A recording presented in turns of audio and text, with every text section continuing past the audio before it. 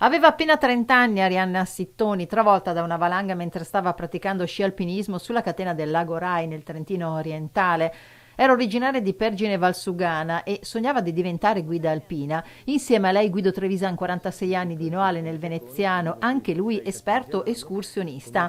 I due erano partiti verso l'ora di pranzo di martedì con l'obiettivo di salire verso la vetta, pochi chilometri più in quota rispetto al rifugio Malga Caldenave sulla Marmolada, gestito proprio da Trevisan e distrutto nel 2020 da una slavina.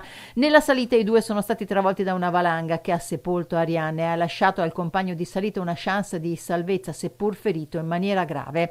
Nel primo pomeriggio è partito l'allarme grazie ad una telefonata della moglie dell'uomo. Subito si sono mossi soccorso alpino, carabinieri e vigili del fuoco, oltre agli operatori del 118. I droni hanno battuto il territorio e l'elisoccorso ha scoperto il corpo della trentenne con manovre di soccorso rese difficilissime a causa della neve fresca e della pioggia, proprio mentre la luce del sole lasciava il posto al tramonto. Il 46enne noalese è stato trovato cosciente. Per respirare sotto la neve era riuscito a creare una bolla d'aria, mentre per Arianna non c'è stato nulla da fare.